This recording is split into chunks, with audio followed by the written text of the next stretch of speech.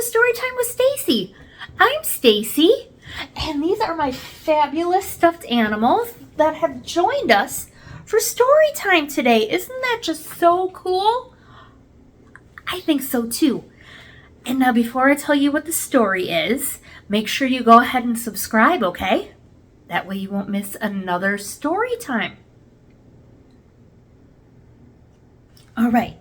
So the story we're going to be reading today, it is called Up, Up You Go, Joe. And if you have a copy of this, you can go ahead and grab it and read along with me. Otherwise, if you want to also go ahead, grab a stuffed animal, kind of like I have, go ahead and grab a juice box, get comfy, and we'll get started.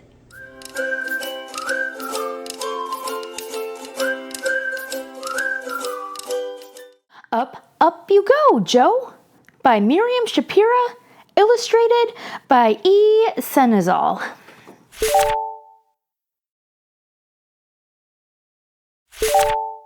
Late one evening, after he had finished composing his freestyle music, Joe felt proud.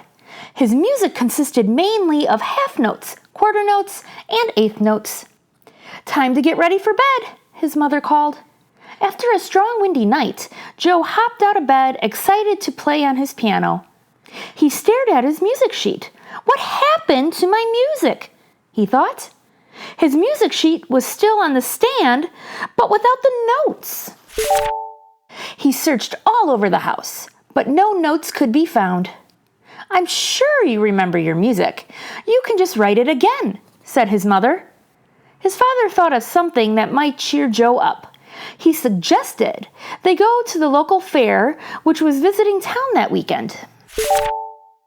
At the fair, Joe refused to go on any of the rides. There were many balloons of different colors and shapes. Joe had an idea. "Mom, Dad, can I please buy 10 balloons?" he asked eagerly. "10 balloons?" asked his mother. "Whatever for?" Could my musical notes have flown out through the window and traveled up into space? Joe thought. "Last night, I think my music may have flown out of my room and up into space. I can use those 10 balloons to fly up to space and bring them back," Joe replied hastily. His parents agreed to the plan. That windy evening, standing outside his house, Joe carried 2 parachutes on his back and wore a small saddle bag to place his notes in. After his father handed him the 10 balloons, Joe was swept up higher and higher into the evening sky. He felt excited, but also determined to find every single missing music note. Up he went higher and higher into complete darkness. As he held on tightly to the balloons, he heard a strange sound behind him and turned his body around. In front of him was a small gray alien spaceship with a one-eyed green creature sitting in the middle of it.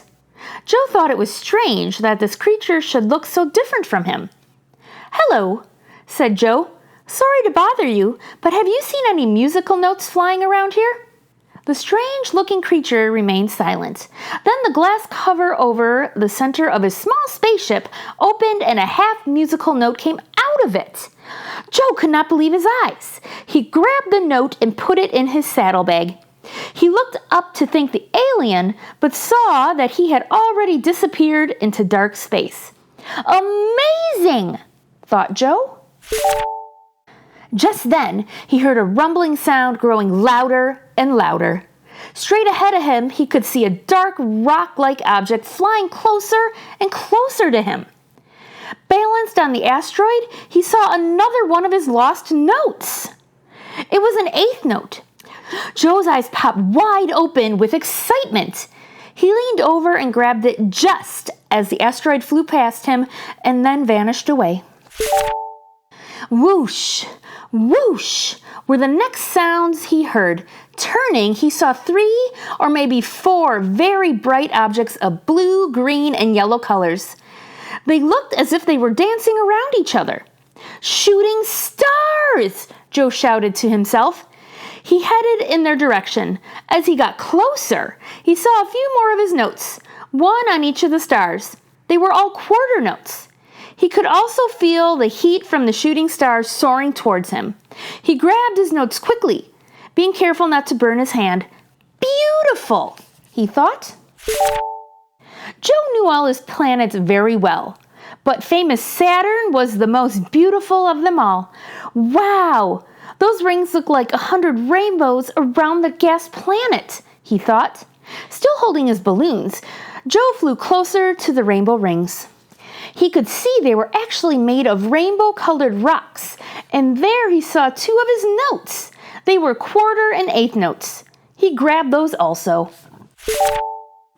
By now, Joe was feeling tired.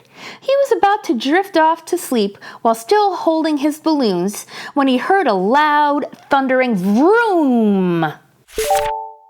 Joe opened his eyes wide and looked around. He could no longer see Saturn, but a white rocket. The rocket soared closer and closer, and a small door on its side opened. Joe could see an astronaut in a white suit smiling and waving at him. Vroom! The astronaut's large arms stretched out and grabbed Joe's hand and pulled him inside the small rocket. Once inside, Joe let go of his balloons. He watched them drift out of the rocket and become smaller, eventually turning into many dots in space. The rocket door closed behind Joe. He looked around and saw buttons and computers on all the walls. The astronaut smiled, opened a large drawer, pulled out a quarter note and 2 eighth notes, and then handed them to Joe.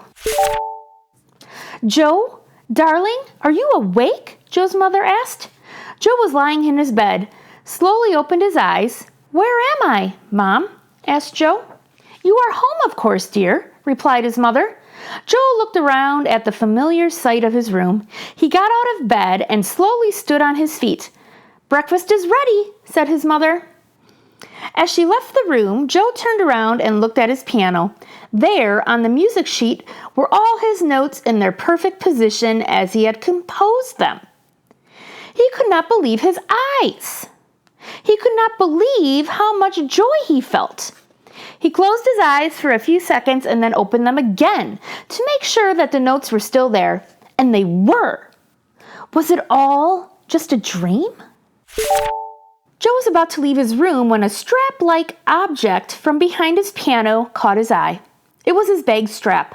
He pulled his bag out and remembered that in his dream, if it was a dream, he had used this bag to collect his musical notes.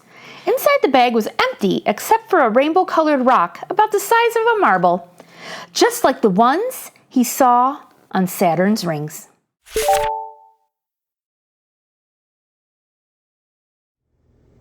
The end. Now, how fun would that be to go up into outer space holding on to balloons? Wouldn't that be so much fun? But part of me wonders, did this all really happen, or was it just a dream? What do you think? Now, if you don't have a copy of this book and you would like to grab yourself one, I have links below where you can grab a copy of the book and where you can learn about this awesome author. Now, on that note, I'm going to leave you, and I look forward to reading with you again soon, okay? All right. Bye.